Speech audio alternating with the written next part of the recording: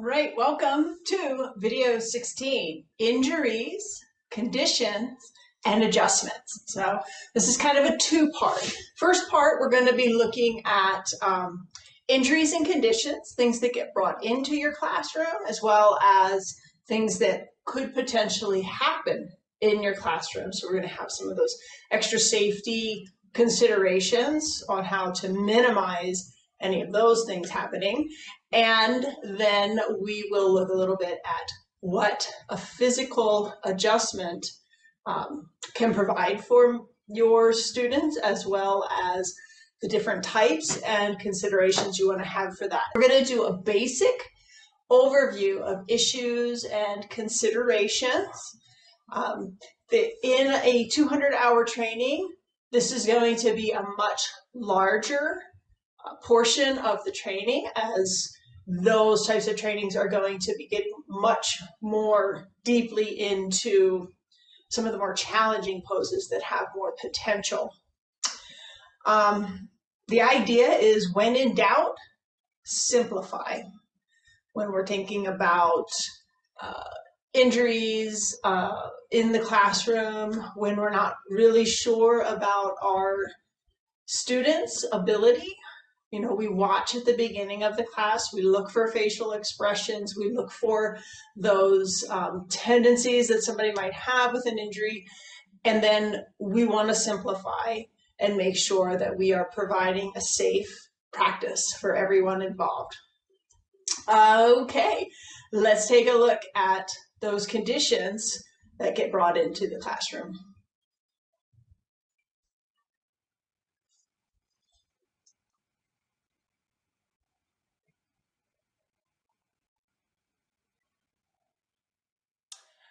All right, so for conditions that are brought into our classes, one of the best ways of finding out if people have these conditions is to connect with people before your class. Introduce yourself, ask them, have they been to yoga before? Ask them if they've been to your yoga class before. And that's often a great opportunity to just also sneak in. Is there anything that you're having issue with that I should be aware of? A lot of times people don't even think about it until you ask, oh yeah, I've got this, or oh, I've got a bad knee. And then you can tailor your adjustments or your modifications to those people. So sprains and strains, those are going to be usually in the ankles or the wrists that people might have. You can see somebody limping, or just watching facial expressions out on the floor. If you have somebody who's coming up on their hands and they're being really guarded about any part of their body, then there's a good indication that you might want to consider ways of offering to get into those poses. So let's just take our crescent pose, for example. So if someone is struggling with their ankle, we can always take it down to the knee. That's one way. For wrists, if someone is just having trouble, maybe in downward dog, like how many times are we getting into downward dog, right? You can always offer them coming down onto the forearms into dolphin, or even into their tabletop. The idea is that you can let them know that if anything bothers them, they can take it down closer to the ground. A lot of poses they can do on their back, so certain stretches and things that we do, like pigeon pose. If somebody has a sprained ankle, coming into pigeon pose is not going to feel very good, putting that pressure into the ankle. So flipping around into that figure 4 will be a lot nicer.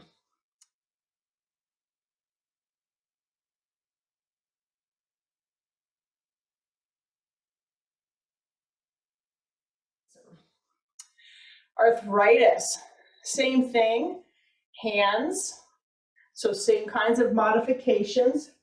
If you have somebody who has just the tendency of shoving their weight too much into their mat, we can take our strap, fold it up a few times, and then have them place the heel of their hand there. It's going to drive the weight more down into the fingers. Now, if we don't have straps, same thing can be done here on our mat, folding it over and then remembering the heel goes up higher, and that's going to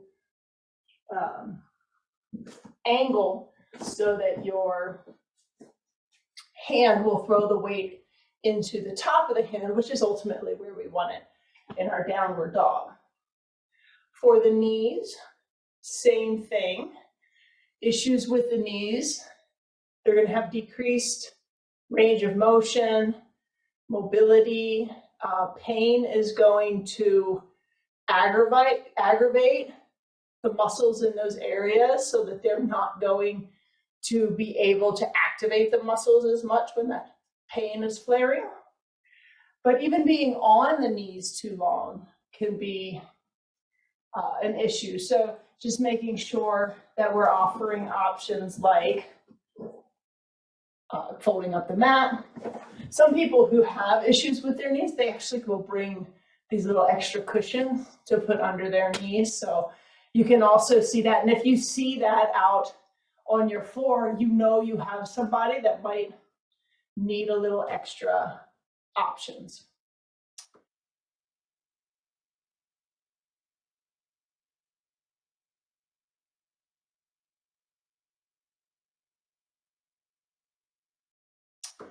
Cardiovascular, blood pressure issues.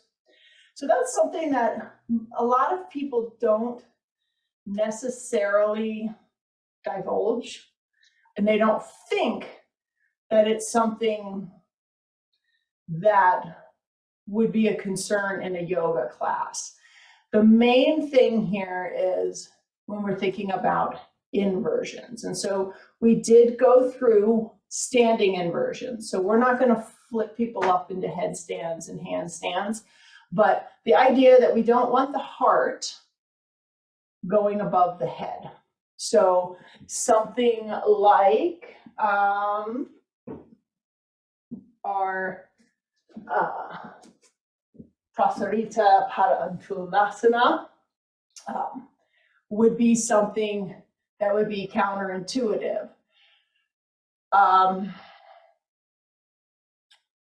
Just mention it. You know, it's okay to, if you're getting people into a forward fold, so think about Uttanasana, okay? You can, now we know we're only here for a short time in our sun salutation, but we're gonna hang out here.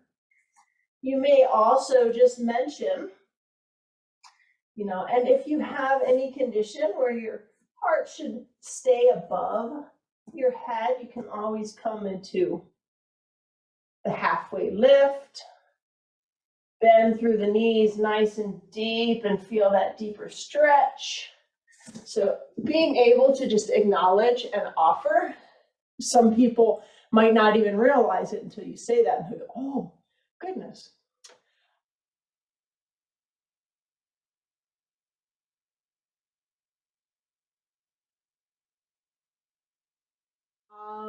Diabetes. Mostly this is about making sure that you are aware of the symptoms of low blood sugar. So that's going to be pale, sweaty, confused. I have seen people who go into low blood sugar and they actually act as if they were drunk. So any of these kind of things that come up, that would be something where you might just want to ask if you see somebody getting pale and sweaty and seeming a little confused. just ask them, do you have any issues with blood sugar?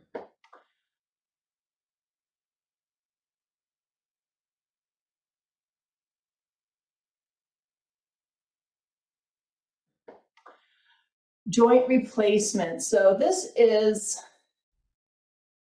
something that you'll find more in older populations, but that's also a population that's going to come and try out often our yoga classes for the first time, because their doctors are wanting them to increase their flexibility or to find ways to improve their breathing and help calm their systems down, so the meditative aspects of it.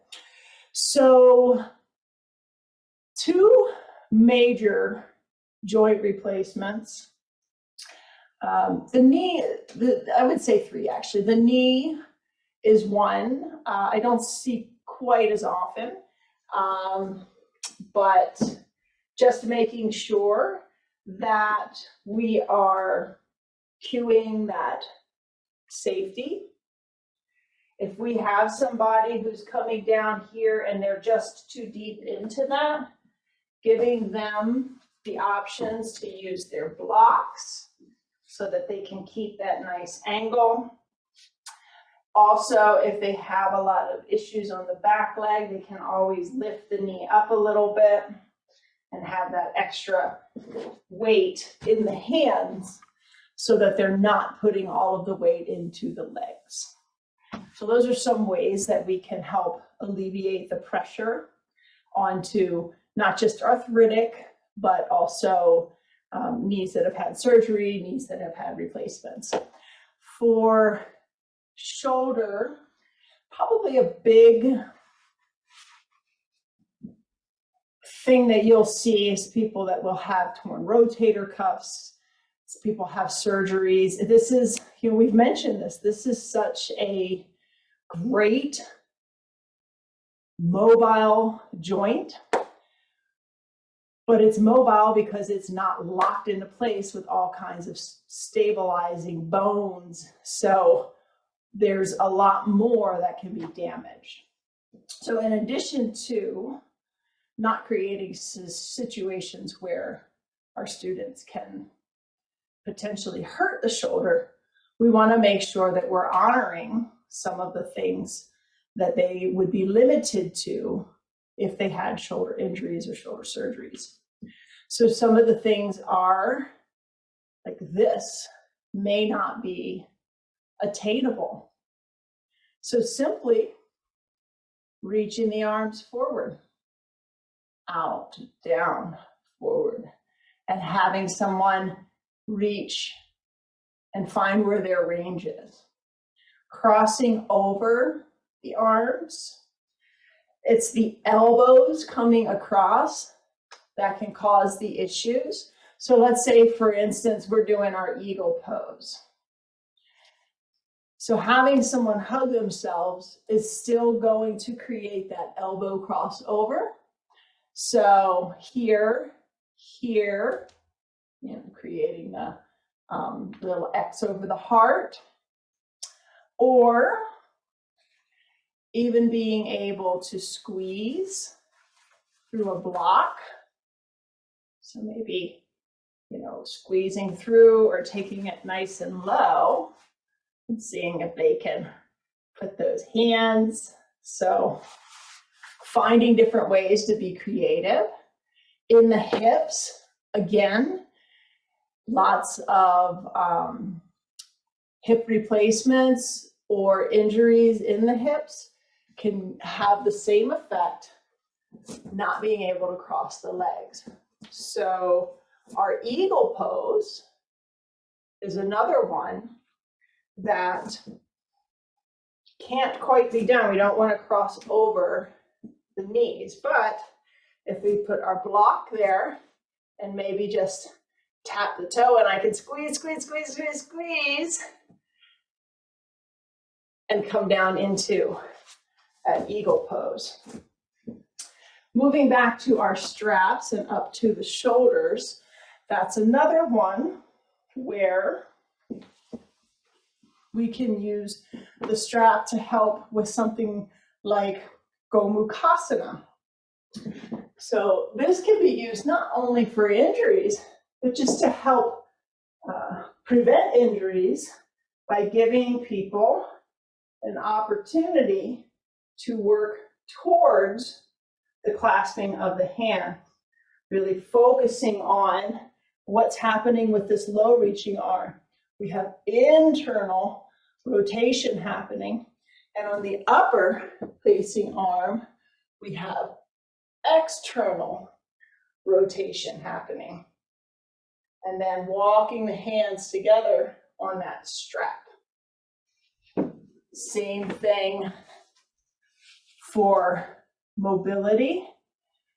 So if someone isn't able to come up and do some of the overheads, being able to take a strap and engage with the strap and activate through the muscles this way.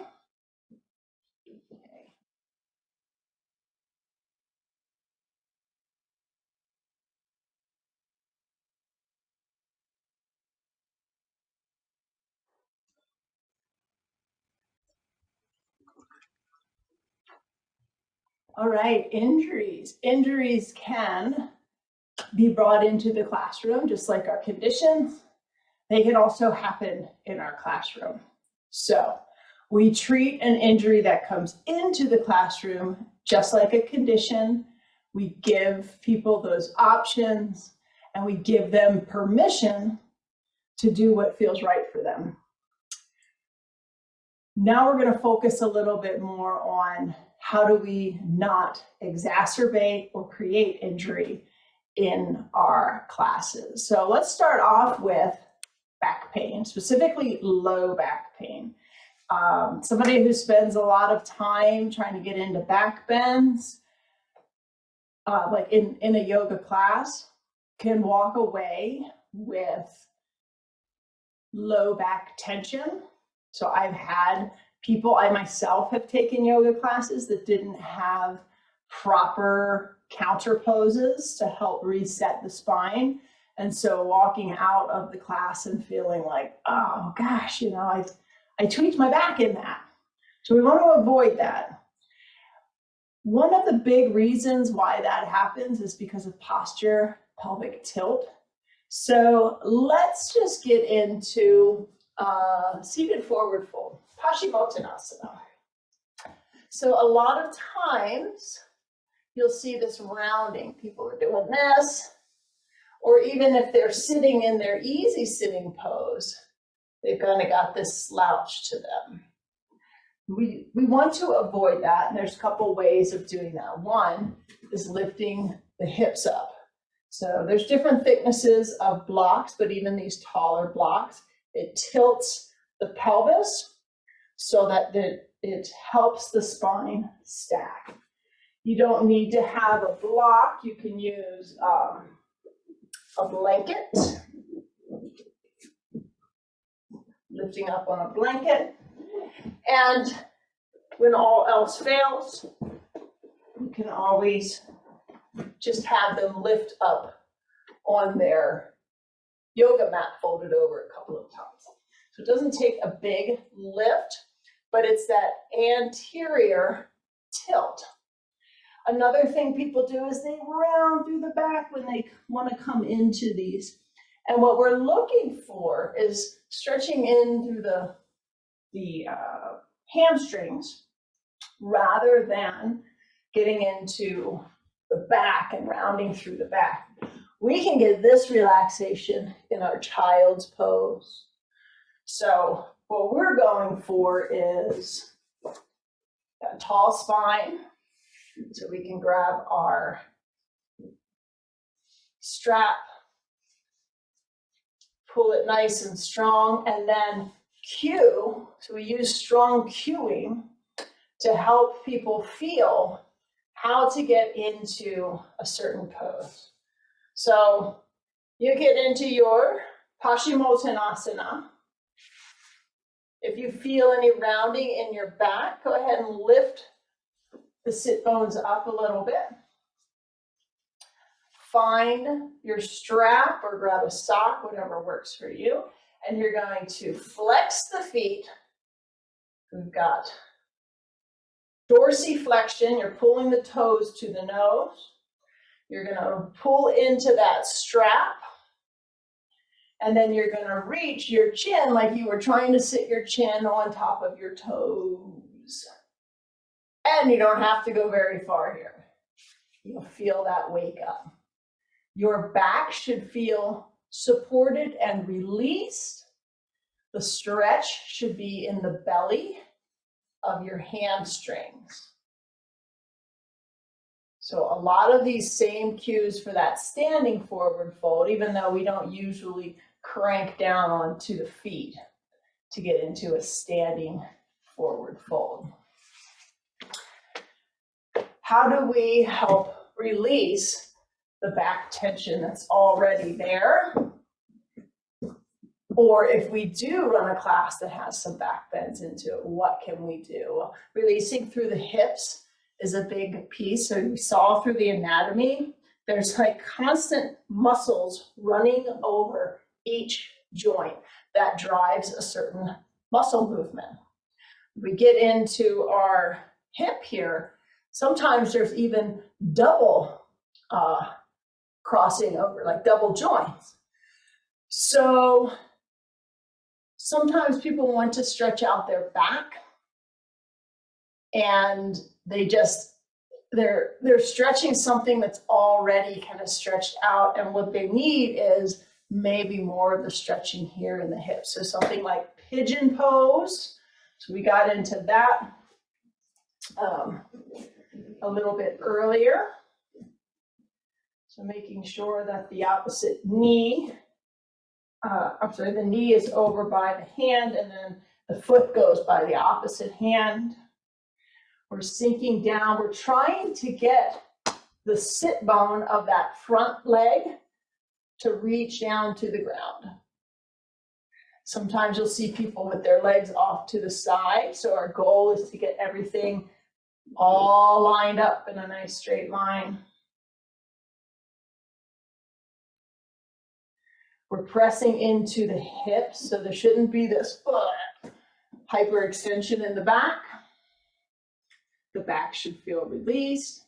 And if people are like way up here in the air, they can either get a block to hold underneath of their hands, or they can place the block under their hip and be able to squish into that.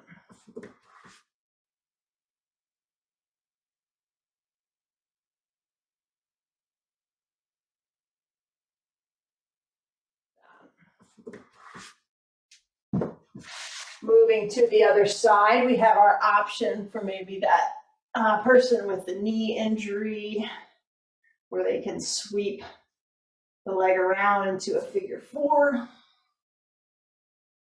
And pulling it nice and deeply. Can bring our strap in to play here too. So instead of this like reaching and grabbing, if you have someone who's a little stiff, they can use the strap to put on their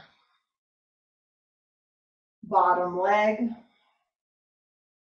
see if you can feel that.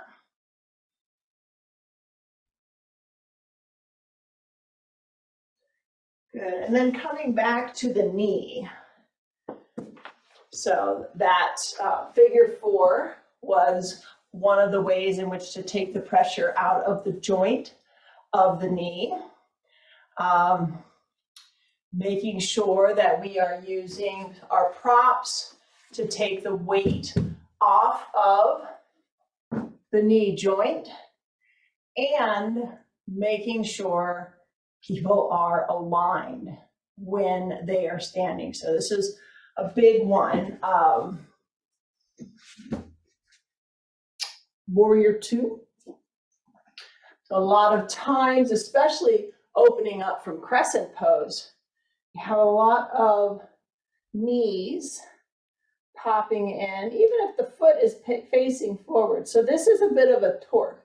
It's a little bit more safe on the knee if the toes are pointed, but we're cueing everyone for their toes to be pointed forward. And when their knee comes in here because their hips are a little tight and they're not externally rotating, we can cause some tension.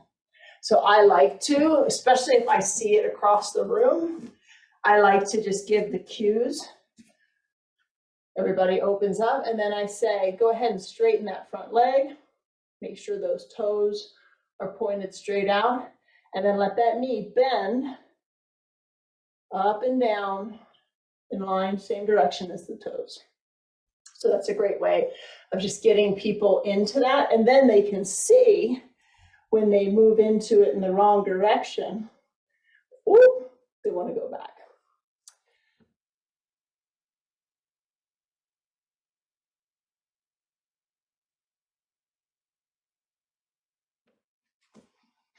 The neck. So we are avoiding any of the major poses that are going to put pressure onto the neck. If you want to teach poses like that, I highly recommend complete a 200-hour training, take specialty workshops on inversions. That is a liability, so be careful about that. We will go over bridge because that is one that you will likely want to bring into your class every now and again. So the idea is with our bridge, so we have all of our spine, the cervical spine that sticks out. So if you bend your head forward, you'll feel this sticking out. And what we are looking to do in our bridge pose is to create a little space between the floor and these vertebrae. We do that by driving the back of the arm, the triceps, into the ground, which is going to lift those shoulder blades away from the spine. We are also going to tuck the chin rather than this hinging forward. So we're going to keep the arms nice and snug. Press them in, and you can feel the chest lift. The spine comes off of the mat. Feet are up close to your hips, and you're going to press in. And if you let the arms lift up, you're going to feel that's the spine shove right into the ground. So we want to avoid that, making sure that we press. And a lot of people will cue to interlace the fingers and walk the hands together. But even there, we want to still practice pressing into the arms. The eyes are looking forward, and instead of drawing the chin like this, we want to push the chest towards the chin. So those are some of the ways to help protect through the neck if you're going to do a bridge pose.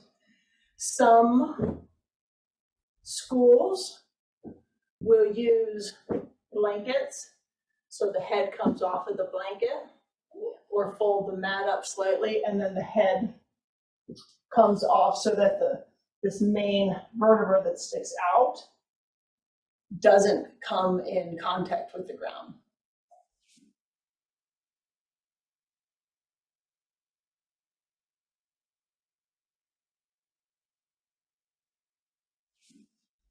And then finally, the shoulder. And we've already talked a little bit about the injury of the shoulder, so the range of motion and ways that we can help people find the same muscle activation and challenge in poses like eagle pose in the hips and in the shoulders without crossing over the midline of the body.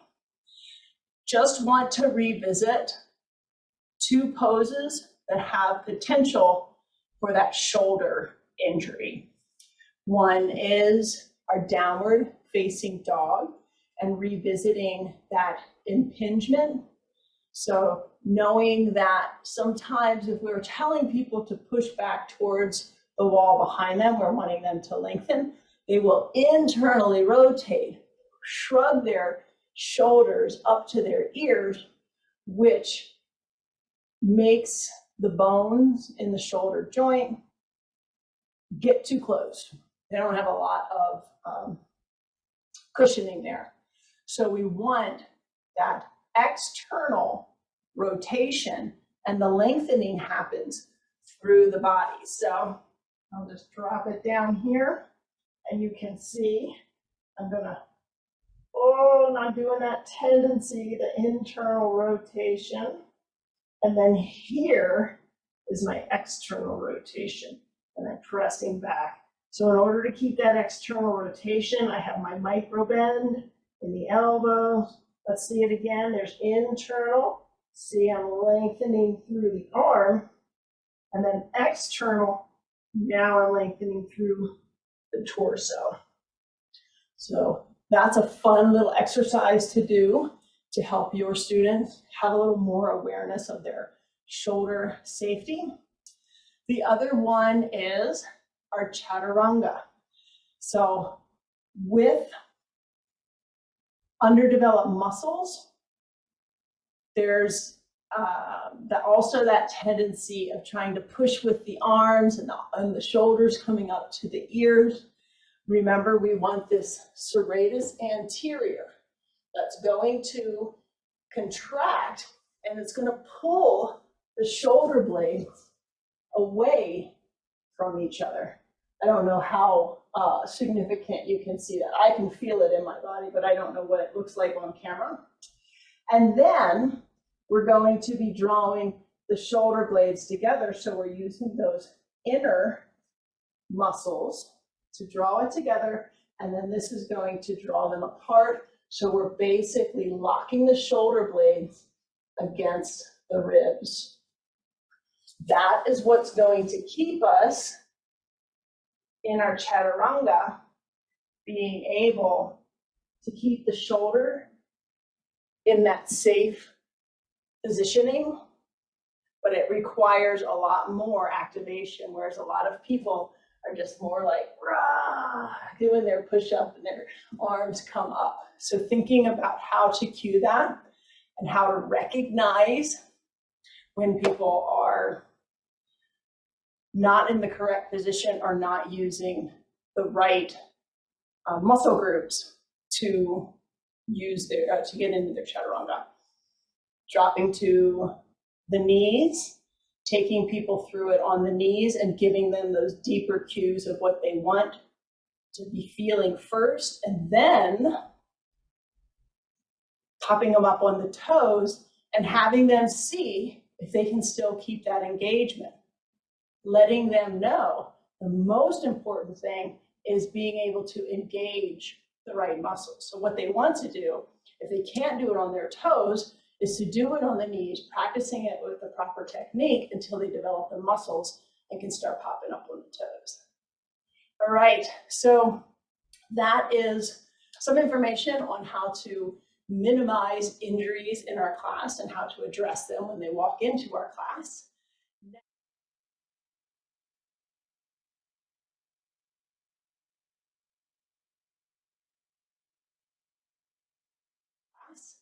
Next, we're going to take a look at adjustments. How do we offer adjustments to our students? When you are offering adjustments, you must get consent. Not everybody wants to have somebody else coming and putting their hands on them. Many people want to be adjusted. So we can get consent as a group, individually. Use touch sparingly. Not every pose needs to be adjusted. There's other ways of giving instruction and being able to help your students get deeper into their poses. And the final question is it necessary? Is it beneficial? Think safety first. Correct unsafe technique, but be safe in your adjustment. You can adjust too much. You can get consent as a group. My normal way of doing this is somewhere within that warm up. So we've gotten into all of those little movements of the body. People are getting into the breath. I like to bring people into their child's pose. Foreheads down, they're soft into it. Using that opportunity to set your intentions for what you'd like to get out of the class. I may come through and offer physical adjustments throughout the class today. If you prefer that I do not put my hands on you, please raise your hand so that I know to honor your space as we practice together today. So that's my practice spiel. People's foreheads are down. So anyone who is just not feeling that can feel comfortable raising their hand. Honor that. If they raise their hand, make it a priority to remember that they raised their hand and don't go over and put your hands on them.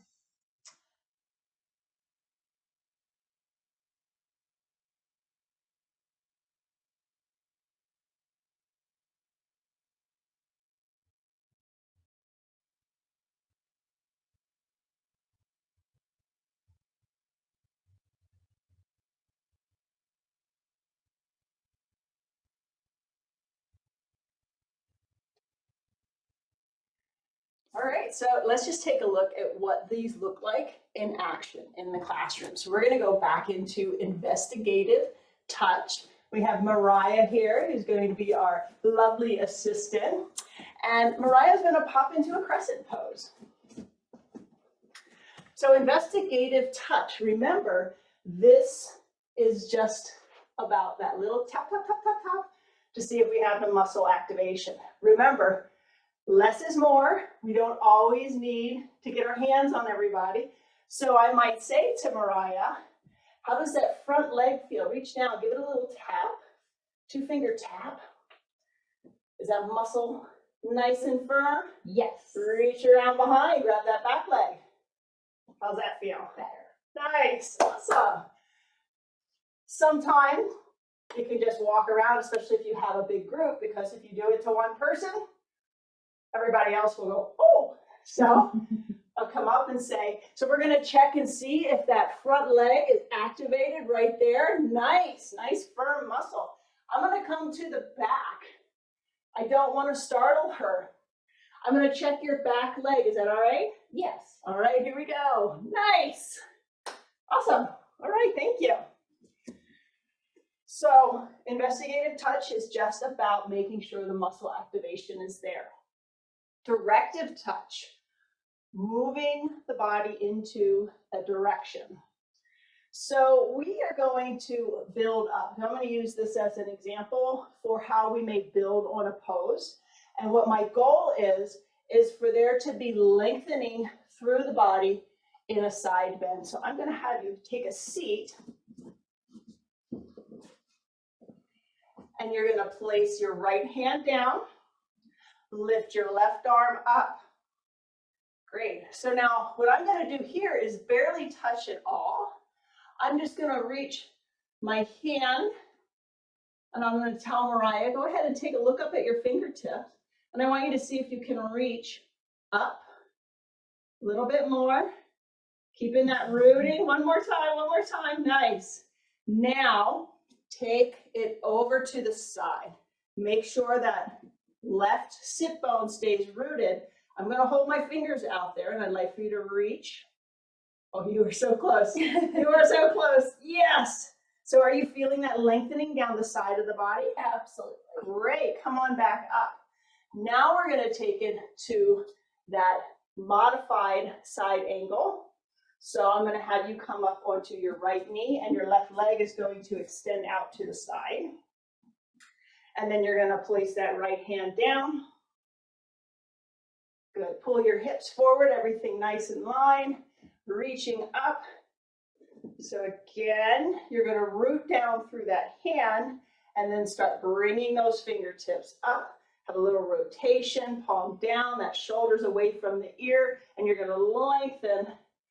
I'm going to hold it like 2 feet out here. You're always going to find length. How does that feel? Long. Nice. All right, and come on up. And so now I'm going to take that extension up onto the feet. So we're going to have you get up into a warrior 2, front of it being towards me. Great. Go ahead and drop that front elbow to the knee and bring that arm up and over into an extended side angle. We're going to keep that shoulder down away from the ear. She's going to continue that lengthening by reaching and reaching. A little bit more. You're almost there. Like, yes, nice, nice. And come on up.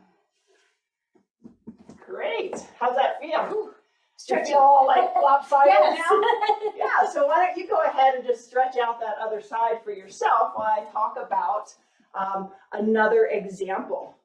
So that directive touch can also be used for a really common issue, which is those shoulders being up towards the ears. So I'm going to just grab a piece of paper and demonstrate the amount of touch that we want to see here. So if you hold a piece of paper up and you just gently brush your fingers, so we don't want the paper coming out all the way, we just want to see it gently moving. That's really the level of pressure that we're talking about here. So Mariah, can you pop into a warrior 2 for me? Doesn't matter what direction. Mariah knows exactly where to go. And common issue, those shoulders are going to creep up to the ears because she's trying to get those arms out. And I'm going to come through and I'm going to pair what I want them to do along with my touch. We want those shoulders to relax away from the ears. Nice. Very good. Thank you. Adjusting touch. This one's a little bit more hands-on, usually a full hand. I'm going to start us off in downward dog. There's a couple different ways to do adjustments with downward dog. Working from the hands up, I might use a full hand if I want them to really feel that the palm should be flat and pressed in. Don't have to press hard, just making sure that they know where I want them to ground. I may use a little bit of investigative touch or directive touch, a little tap into the elbows and say soft bend in the elbows. Same thing with the shoulders. Drop the shoulders away from the ears. Beautiful. So now we can give that cue. Remember, we don't always just want to jump in and grab people. So we can say, draw the belly towards the thighs. Okay, great job. Now, if someone doesn't do that, you come back forward, maybe show that rounded back. And I'm wanting them to get the idea.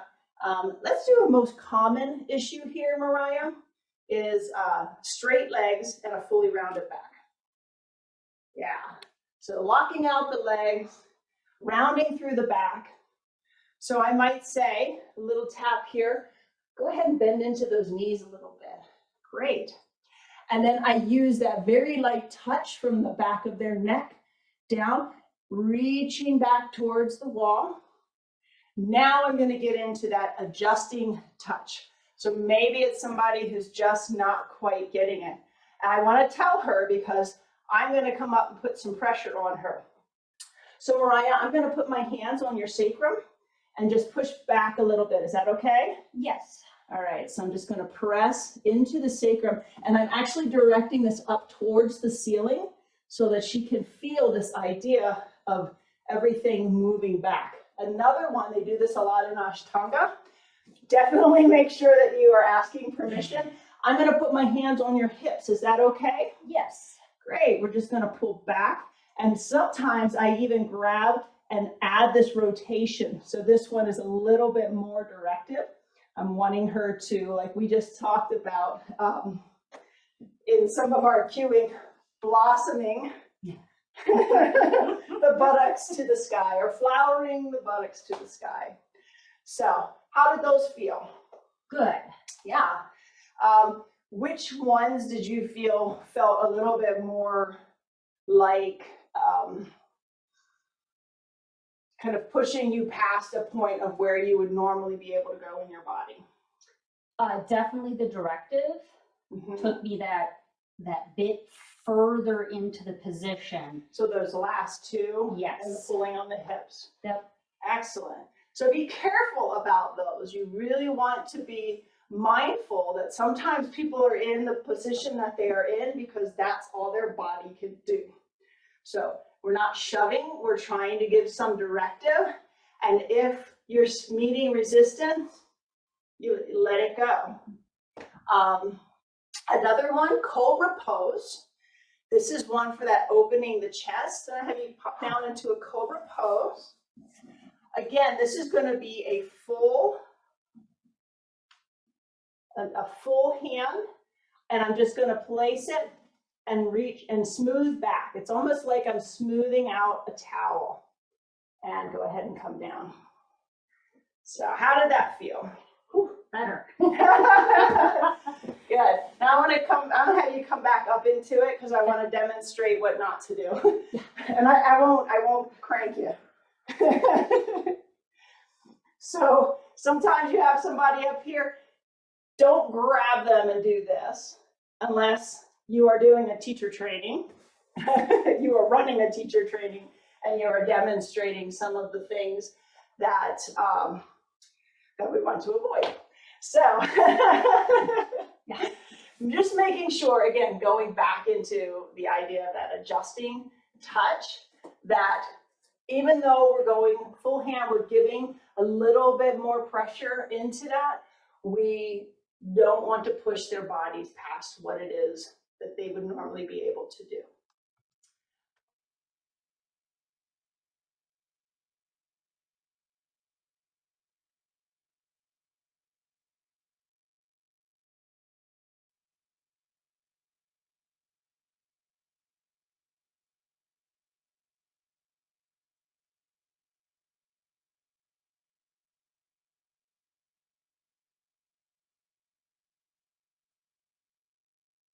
All right, we're going to move on to alerting touch.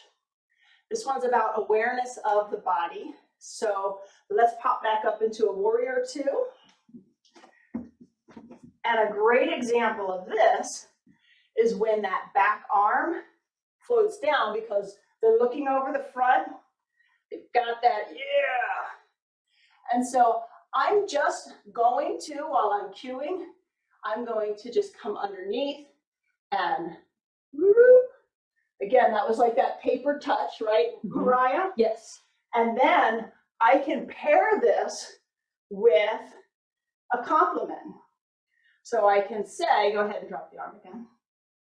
All right, so I can say, and those arms are parallel to the floor. Nice job, Mariah.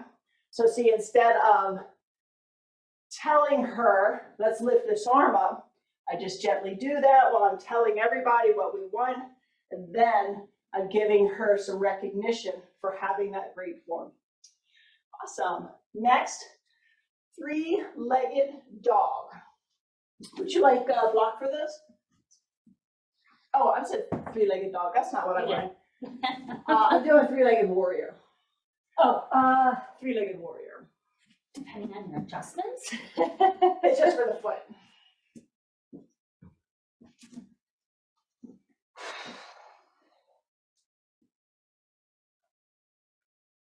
Do you want arms forward or arms at my side? Just put them down. So we're doing, instead of warrior 3, we're doing 3-legged warrior. So those the hands are down. Okay. Okay. I'm going to put some pressure here to say hip square. I'm going to do that little slight touch on the leg and say leg is parallel to the floor. And then I want her to flex this foot. So I'm going to say flexing into the foot. This is one where you'll have lots of people wanting to point those toes. And when you do come up, they're going to push away with the toes. So gauge it. If somebody is fighting for too long, it's not that important. Go ahead and bring it down. These are just, many of these are nuances of the pose. Great things for people to be able to walk away with feeling like they got deeper into it. But the only ones that we really, really, really want to drive home are those safety ones. Mm-hmm. Those are the ones that we want to get back to. And if what you're doing isn't working for them, try a different way. We have all these different ways of physical adjustments, but getting up the side and doing the move can also help them. Sometimes show it if it's a foot rotation, just standing in front of somebody and giving them that cue to turn the foot. Nice. Okay. Thank you. Stabilizing touch. This one is full body support. This one I always ask a double request. So in the beginning of the video, I showed you how I asked the classroom to let me know if there's anybody who doesn't want me to put my hands on them. Sometimes somebody's fine with it, and then you come up to them and they might not be, especially if you're gonna get all up in their space. So for any of these stabilizing things, I like to let people know, I'm gonna come in and push up against you, is that okay? So let's get into triangle. We'll start off with that. And in your triangle, so that's a beautiful pyramid pose. Oh, that's right. Sorry, wrong one. Yeah, that's fine. There's so many.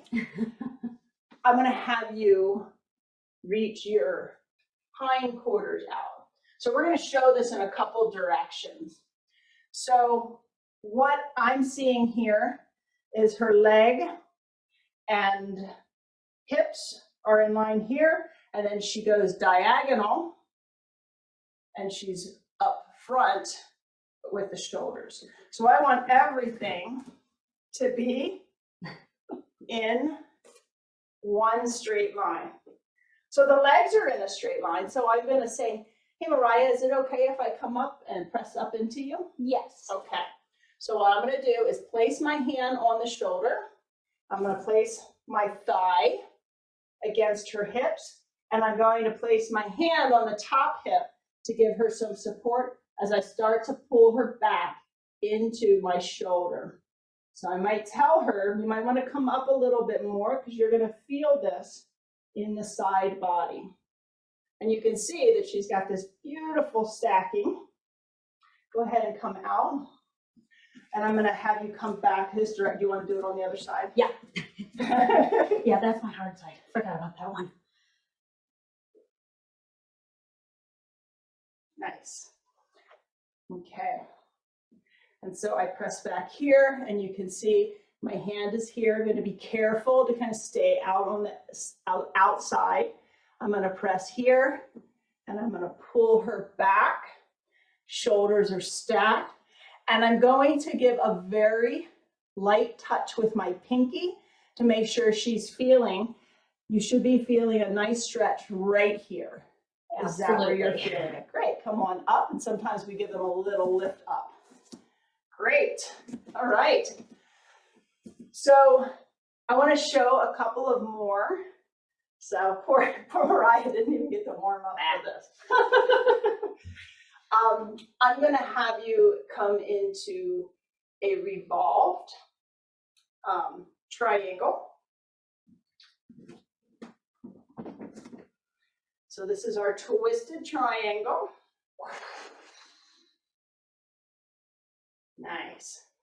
So what are we wanting? We're wanting this front hip to come back, the back hip to push forward. This is a great one to come up and give that support. Is it okay if I come up and help you get deeper into that pose? Yes. Okay. So I'm going to plant my hand here, and I've got my thighs pressed into the other side. And I'm going to hold here, and I'm going to tell her, go ahead and reach that top arm up to the sky. Now I want her to use her own force to create the deeper twist. So I'm going to place 2 fingers here at her wrist, and I'm going to tell her, push into my hands. Press, press, press. Keep pressing. Lengthen through your spine. How are you feeling? There we go. Better. You're getting that twist. Right. So I've got a good strong grip on her, but I came in gently. Yes. Yes. So now I'm going to release. She's going to fall if I just let go. So I'm going to say, go ahead and relax. Put that arm down and go ahead and bring it up. And I'm going to stay here until I know she's got it. Right. Do you want to take that triangle or revolve triangle on the other side? We can give that a go. Yeah. And I'll give that same.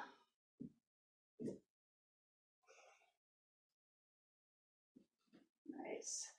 And I'll give that same assistance. This side is a lot tighter. Yeah. So I'm going to just hold here and begin that pressure. So I'm pushing this hip and into, because I want her torso to come forward. And then I'm going to say, go ahead and reach that arm up. Job. I'm going to push here. Go ahead and press into my hand and push in. You push in and I'll push back. Lengthen through your spine. Pull your hips back. So I'm also reaching back with my hand to help her. And now I'm going to help her come up safely. Okay, go ahead and relax here. Unwind and come on up. Great. It is a lot of fun to get adjustments. Oh yeah. Yeah. You go places you don't normally go to. Let's do a revolved Janu Shirshasana. So I think what I'm going to have you do, because I want to show this one sideways. So I think I'll have you come this way. Okay. With your foot out. Yeah. So this is kind of like our triangle pose in a seated position. We want that same lengthening on the back side. So she's going to reach her arms out. She's going to place the back of her front hand to the inside of her leg. Now I want her to create that same twisting and torque that I just demonstrated with that revolved triangle. So she's going to press into the leg's going to press back, and she's got that. Now, one of the things that happens is people will hinge forward when they slide down. They'll come forward like that. So what I like to use is my leg. So I'm going to have you come up.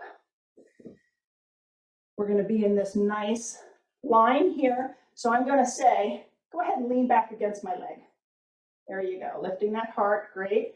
And slide down to stay connected. And I'm bending my knee as she comes down and then back up. And then I can also say, you're going to feel that stretch in the side of your body, your right side. How's that feeling? Good. Good. All right, nice. And again, if they still have pressure into your leg, don't just pull your leg away. Awesome. All right. Last one, loving touch. Let's pop into downward dog with your hands facing the camera. Good. And you are very tense in your shoulders and you are squeezing up into, yeah. And so while I may use a, one of those more alerting kind of touches to do this, go ahead and tighten it back up. Sometimes a nice little massage and relaxing through those shoulders. There you go. Nice. Let the head hang. So not a hard squeeze, but just a little loving rub, pat. How did that feel? Was that nicer than this? Different. Yeah. Did you like it? Yes. Okay, good. Okay. Let me know if anything doesn't feel comfortable. I will. Child's pose. This is another great one. So I'll have you pop down into your child's pose, whichever child's pose is comfortable for you. One nice, smooth one. So if you have a lot of people in class and you want to get to a few people, just this nice flat hand, soft pressure, reaching down, or hands from the center, almost like you're kind of brushing something off to the side. So if you have a few people, you could get into that, maybe even adding a little bit more of that pressure, pairing it with some cueing. Feel the shoulder blades dropping off the sides, just melting into your child's pose. Nice. Go ahead and come on up out of that, and we'll end in a Shavasana. Yay! Lots of stuff you can do in a Shavasana. So I have done in small groups with longer Shavasanas ways of resetting the body. So I may come down, slide down to the ankles, and then cup underneath, so letting them know I'm going to grab a hold, and then gently lift and use this swaying motion to help soften. Okay. Most of the time, you have enough people where you really can't spend that much time. So just a soft hand on the ankles, a little bit of a pressure, maybe helping that external rotation by letting the toes turn out.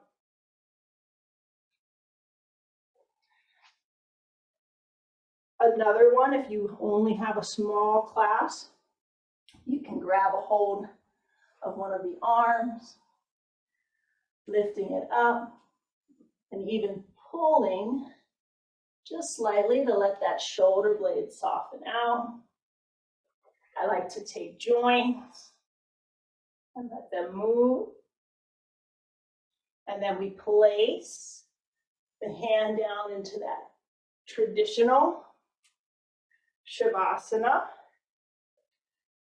And if you do one side, you'll want to make sure to do the other.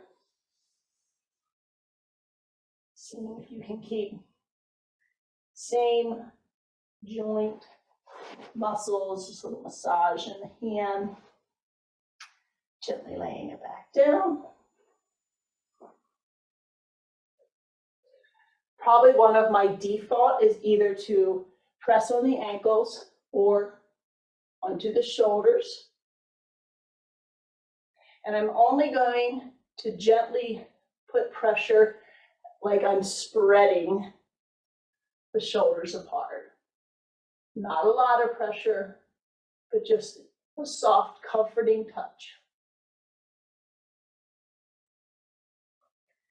Some people will grab the head and just give a little gentle upward finger pull.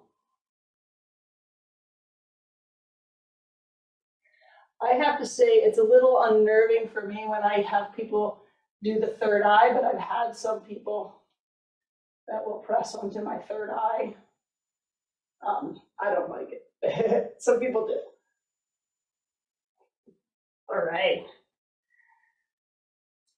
So Mariah, go ahead and shake that out as you come on up.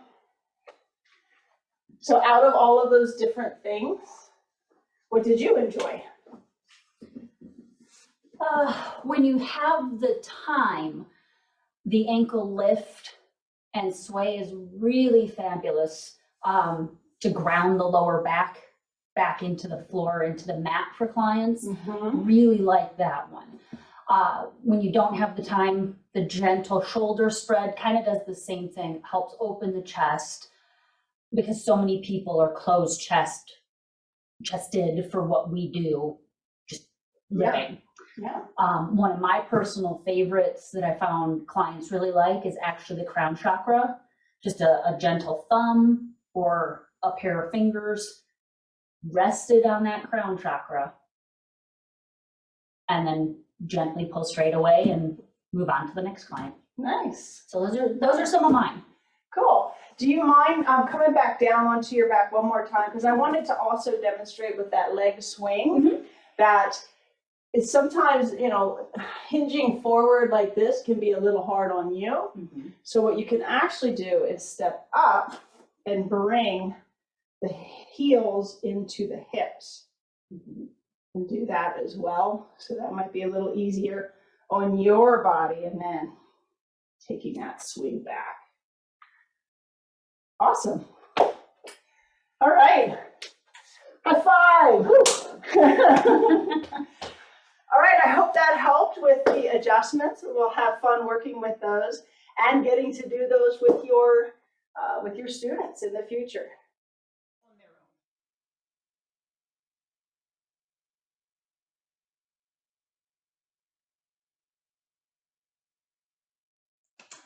So we're going to have lots of fun. Practice at home. Play around with this. Notice how the instructors in the class that you take may be offering adjustments. Maybe even ask the instructor at the beginning, hey, I'm in a training right now. If you have any adjustments to offer me throughout the class, if you do adjustments, I would love to feel it. You know, give that communication and write down your thoughts. Practice with friends and family. Get some feedback from people about what things feel good, what might not feel so good, what might feel abrupt. We want to avoid abruptness. We want soft, gentle, supportive. All right, almost at the end here. Next module, creating your own demo. All about showing who you are and getting that teaching position. So we'll see you soon.